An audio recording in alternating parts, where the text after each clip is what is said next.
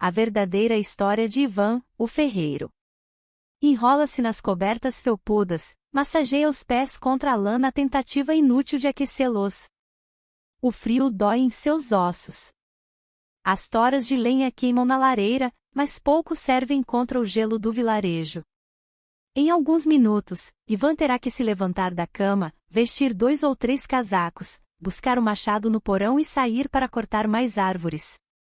Reflete quanto todo esse processo desperdiçará sua energia e, sentindo o queixo tremelicar involuntariamente, solta uma risada nervosa. Já consegue antever o fim. Ali, deitado no colchão macio, aquecido por 3 camadas de lã, ele se dá conta de que, se não fizer nada, a morte logo chegará. O pensamento fúnebre não é suficiente para fazê-lo agir. Prefere ficar onde está, resistir enquanto for possível. O frio não é seu pior inimigo. Há também a fome. Desde que a guerra civil recomeçou, o vilarejo ficou isolado, esquecido entre os vales montanhosos, desprovido de abastecimentos. A economia local perdeu força. Reconhecido por sua força, bravura e produtividade na fundição do ferro e do aço, Ivan viu de perto a desgraça devorar a região. Aconteceu muito depressa, a invasão dos rebeldes à capital, o cerco às cidades vizinhas, as tempestades de neve que soterraram trilhos e dificultaram o contato do vilarejo com a civilização. No início, o desespero e o medo dominaram os habitantes do vilarejo. Agora, passadas pouco mais de 9 luas, reinam o silêncio e o conformismo. Muitos morreram nesse meio tempo. Os sobreviventes esperam trancados em suas casas, numa luta diária, agarrados à esperança de estarem vivos quando o pesadelo terminar. Na semana anterior, ele notou Vonda, da casa vizinha, sair com botinas e uma bolsa de pano nas costas. Identificou-a com facilidade graças à mancha vermelha em seu rosto, que parecia crescer a cada ano, e ela nem se dava mais ao trabalho de tentar esconder com maquiagem. Mulher feita, Vonda morava com Valha, a irmã mais velha. Não supunha que Vonda fosse chegar muito longe, mas, curioso, abriu a porta para conversar com ela. Estou de partida, disse-lhe Vonda. Não quero morrer esquecida neste vilarejo maldito. Valha se recusa a ir comigo. Vou sozinha, viver nas Américas e escrever meus livros. Logo depois, foi a vez de Anatoly. Ivan estava na janela quando ele saiu de casa, beijou a esposa e os 3 filhos e partiu a pé rumo à capital. Entendeu o que o homem estava fazendo. Se ficasse em casa esperando que a sorte lhe sorrisse, perderia toda a família para a fome ou para o frio. Era preciso se armar de coragem e enfrentar o perigo. Sair em busca de alimento. Inspirado pela lembrança, Ivan cogita fazer o mesmo. Mal se recorda da última vez que comeu verduras ou que mastigou carne. Até quando seu estômago suportará se alimentar de apenas um biscoito de farinha por dia? A ideia de seguir para a cidade o abandona com a mesma rapidez com que surge. A possibilidade de passar dias caminhando na neve, dormindo no solo gélido da floresta, chega a lhe causar náuseas. Se for para morrer, que morra na cama, aquecido pela brasa que arde na lareira. Ivan prefere evitar o desgaste. Prefere se manter ali, seguro. Caso a situação piore, ainda tem as 2 negras no porão. Se quiserem comer, elas terão que ajudá-lo. Faz muito tempo que não comem nenhum grão de milho, as coitadas. Estão famintas, certamente. Ele lança um rápido olhar ao pote de biscoitos na mesa. Restam apenas 2. Ouve o estômago roncar. Coloca os pés para fora da cama, sente-os latejarem ao simples encontro com o piso frio. Rasteja para a mesa e pega um biscoito.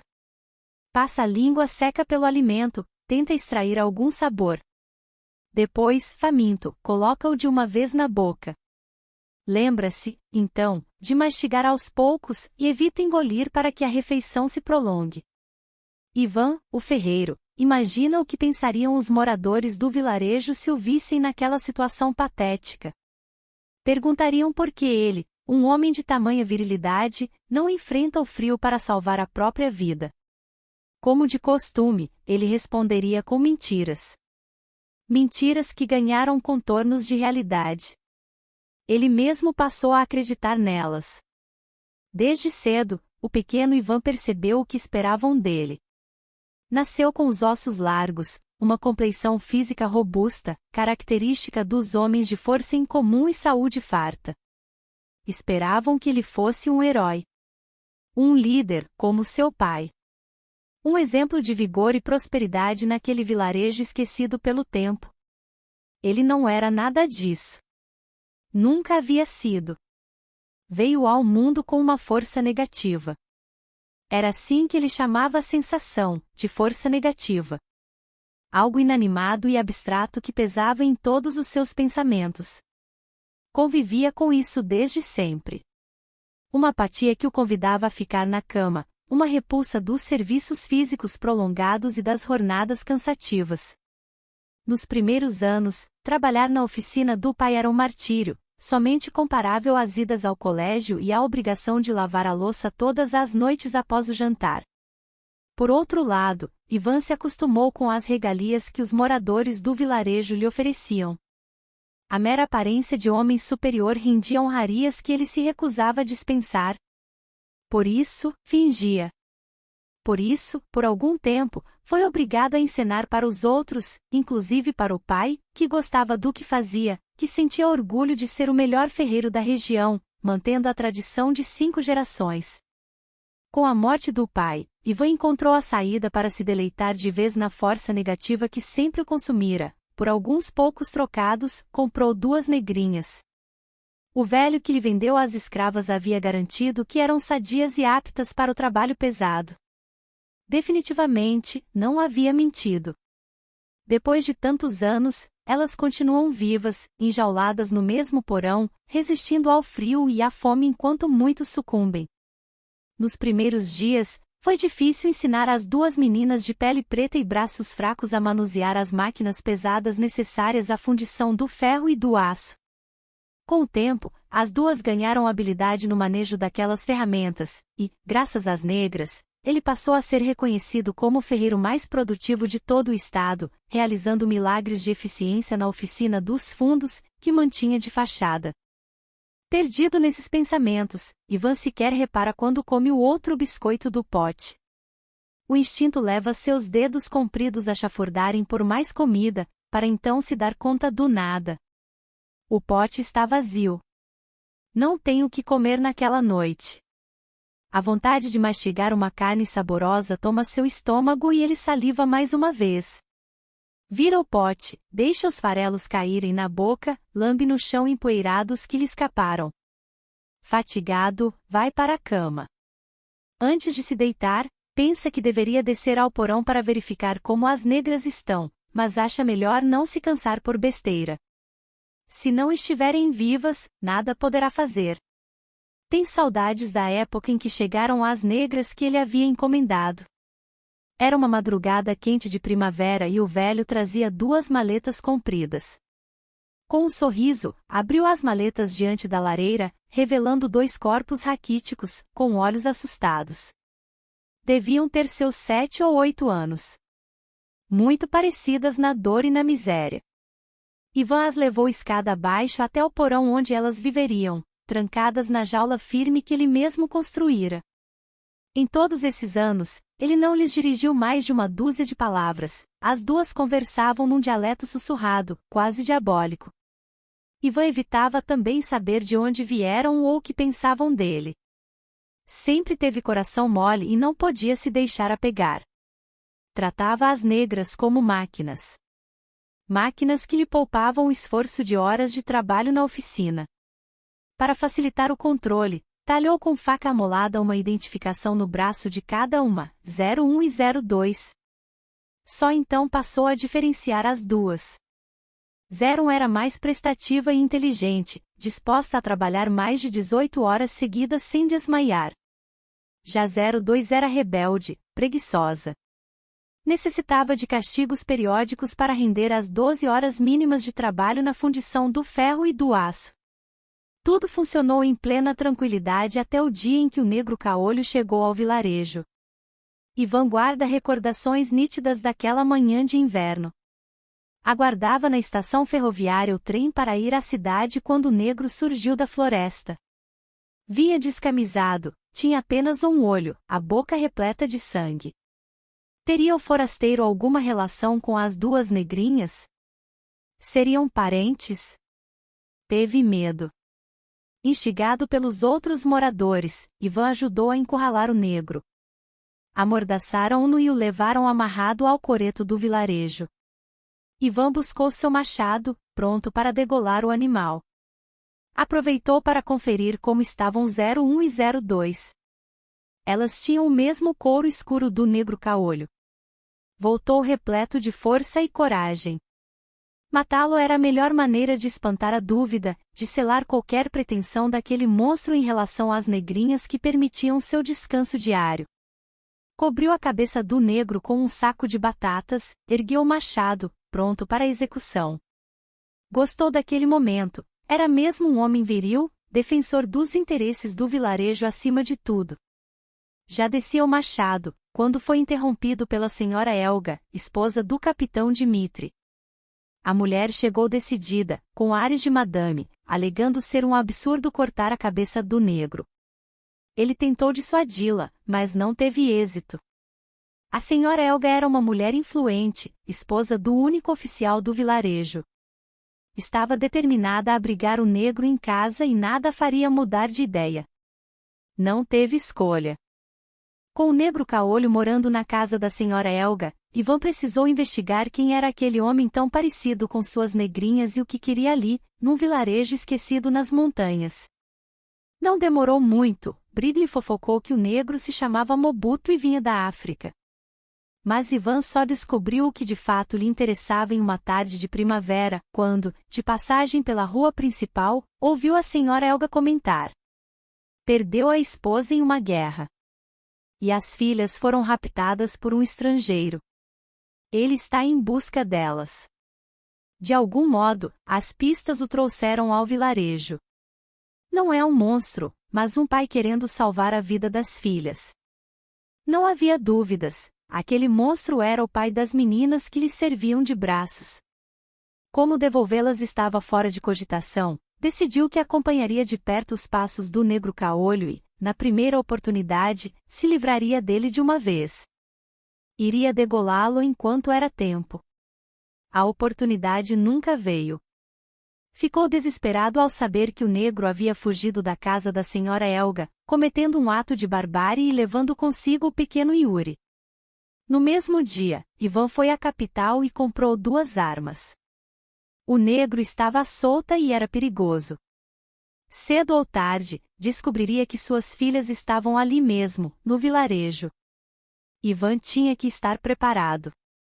Foram longos meses de espera, pontuados por noites mal dormidas e pesadelos surreais.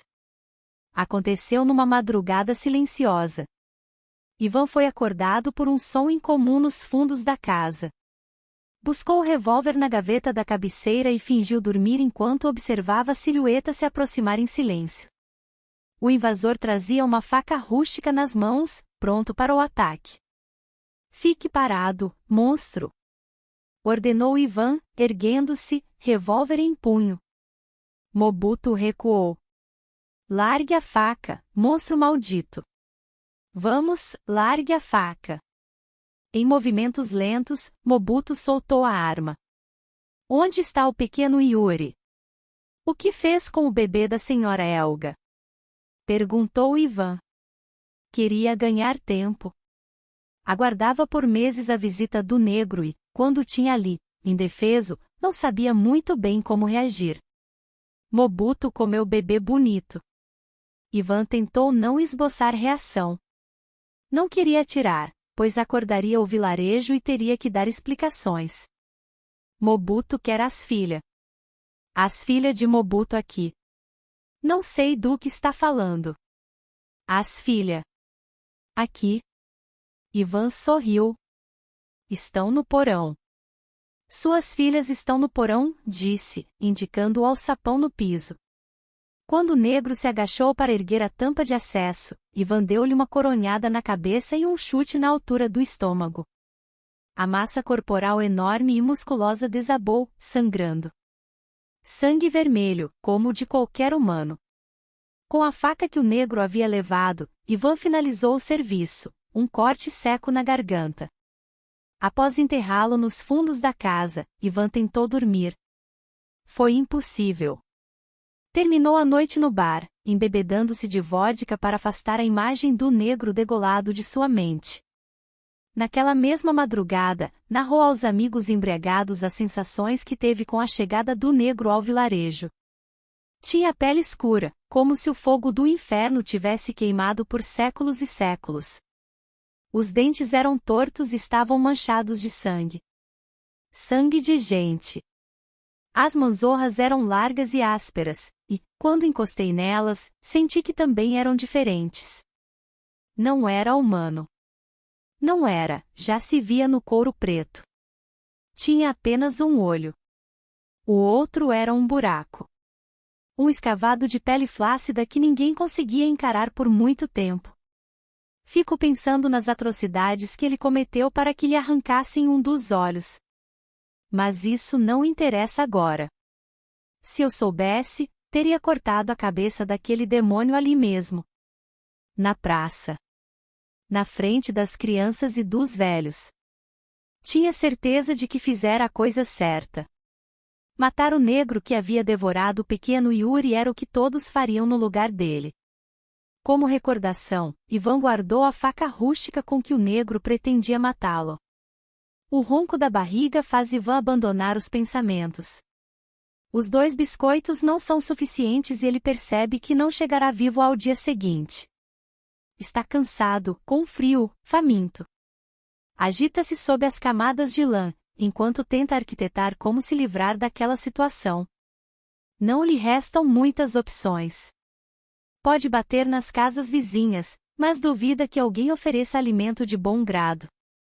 Pode pedir ajuda às negras para caçar animais, mas não quer soltá-las da jaula. Subitamente, tem uma ideia. Irônica, a princípio. Nojenta também. Mas, sem dúvida, a única boa ideia que lhe resta. Pega a faca rústica e desce as escadas do porão. As negras dormem, os corpos magricelos tremem sob os trapos que ele lhes deu para que se cobrissem. Acorda as negras com o tilintar da faca contra as grades da jaula. 02 abre os olhos sonolenta, tenta entender o que acontece. 01 se ergue assustada, solta um grito desumano. Ivan lança a faca para dentro da jaula. Preciso que uma de vocês se sacrifique. Corte um pedaço de carne. Das nádegas, pode ser. Preciso me alimentar, diz. As negras o observam sem entender e ele repete. 01 pega a faca, hesitante. Olha para ele mais uma vez. Tem olhos profundos, doídos e muito escuros. Murmura uma frase ininteligível, como se rogasse uma maldição.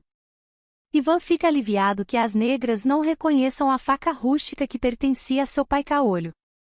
01 se lança na direção de 02, puxando-a pelo cabelo. Ergue a faca e a crava no peito da irmã por diversas vezes, até que os gritos horrorizados de 02 cessam. 01 se afasta, ajoelha-se quieta no canto oposto da jaula. O rosto se mancha de sangue e choro. Impressionado, Ivan se aproxima do corpo ensanguentado de 02. Com alguma dificuldade, arrasta o cadáver escada acima. Leva a panela ao fogo e se volta para a negra morta. Rasga um pedaço da coxa e joga-o na panela, que crepita sobre a chama. Deixa a carne fritar por alguns minutos antes de se servir. Sorri satisfeito na primeira mordida. O sabor é delicioso. Sabor de carne de verdade. Pensa que está sonhando. No meio da refeição, é surpreendido com 2 batidas na porta. Está acostumado à solidão e ao silêncio daqueles tempos. Toma o cuidado de esconder o corpo da negra atrás do sofá e deixa na mesa o prato com o bife inacabado. Caminha até a janela, abre as cortinas. É Filica, a esposa de Anatoly. Veste um casaco pesado, as mãos escondidas nos bolsos. Ela vê que ele a observa e acena. Tem o rosto corado, alegre e parece ter engordado nessas semanas de frio e de fome. Ivan fica feliz. Sem dúvida, Anatoly voltou bem-sucedido de sua jornada. Trouxe alimento. Comida para todos. Filica está ali para convidá-lo a jantar em sua casa depois de tanto tempo de miséria. É o fim daquele pesadelo, ele sabe. Por um segundo, sente-se enojado por ter comido carne humana. O que a fome o levou a fazer? Sem perder tempo, Ivan busca a chave na gaveta e abre a porta de casa para Filica.